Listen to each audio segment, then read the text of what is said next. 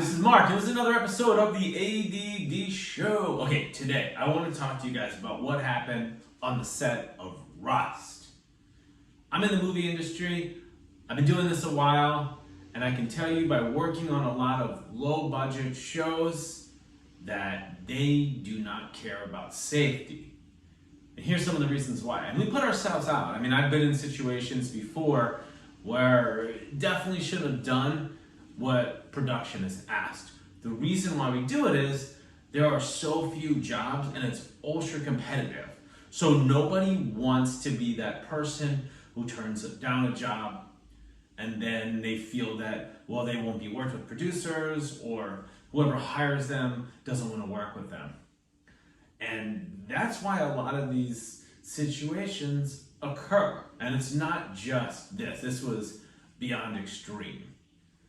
But it goes back to the fact that a lot of times corners were cut. I worked on a situation, one of them comes to mind. I did a lot of music videos. I did a few for Eminem. I did one where I played his double. So in one scene, M wasn't there. There were 3 20-hour days in the freezing cold. We're in this old like 1970 car, brakes are a little shoddy, kind of going down a hill. Well, it was also leaking some gas, so gas fumes were kind of coming in through the car. We told him, like, look, this doesn't feel safe. They're like, oh, just do another drives down a little hill. Now, in hindsight, we definitely should have said no. And actually, the whole thing was no.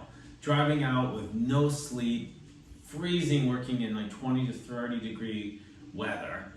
And it was bad. But they didn't care. Another time I was doing another low budget short and I wasn't getting much, maybe like 150, 200 a day tops, if that.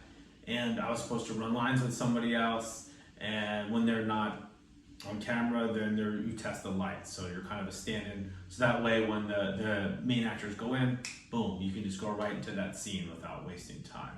Anyway, there was one part where they wanted me to jump off the roof of a house into a pool, and I said no way.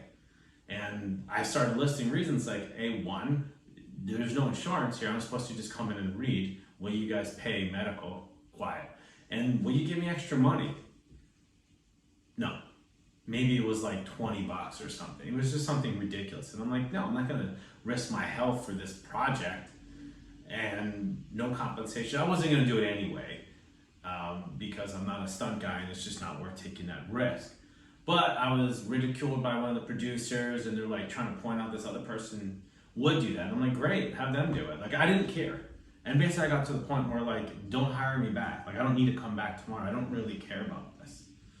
But it took a long time to get to that point to even say no, because most of the times you don't care. Like, you're just gonna go do those jobs. And like I said, I worked a lot of music videos where that is like the worst, total unregulated, long hours, uncompromising positions.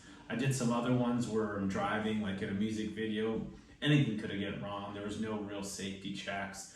A lot of times you do night shoots, freezing cold, they wet the ground down. You know, they put you out there, especially if you're an extra, in freezing temperatures. I did a movie, it was American Pie 2, it was freezing cold. 30s, they had all their shirt off. People were like really freezing. Some people were getting sick and they didn't care. They'd come and yell at you. And no matter what you've done, especially if you're like extra, even like second AD or PA, you're just gonna get all the crap jobs and they don't care. Again, it gets back to there's a ton of other people who wanna do that, who wanna earn their stripes.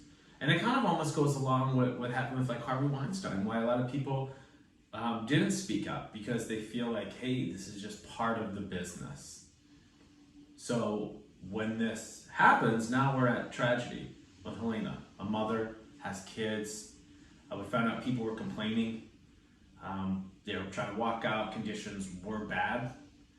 And they were told, Baldwin was told that it was a cold gun. Cold gun means that there wasn't anything live. Now, if they're blanks, yeah, you can still really hurt or kill somebody with that. But as far as he knew, that was checked. Now, apparently, the assistant director and let's say that, for example, on a movie, the first AD kind of runs all the crew. The director deals with the actors and obviously their vision. First AD just kind of runs the day-to-day, gets on the crew, makes sure all the lights are checked, make sure everything is in place so the director doesn't have to do that. Apparently he had problems with safety. Kind of leads to the point, why was this guy even on the set if there were going to be gunfires? And two, how did that even happen? And they cut corners on the gun.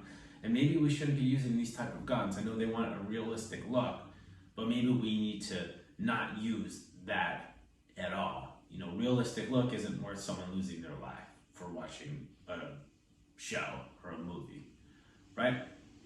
Now that's why if you're in a union SAG after, you do have these checks and people do periodically go and make sure that people's safety isn't compromised. Now this is terrible tragedy with Helene Jenkins because it could have easily been prevented.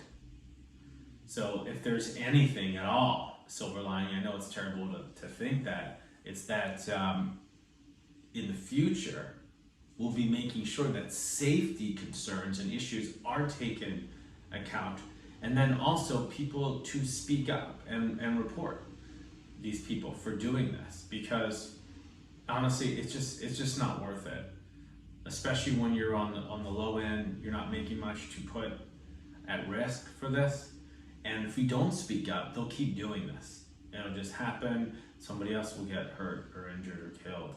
So now is the time to speak up, make sure this doesn't happen again. All right guys, this has been another episode of the ADD Show. Thank you.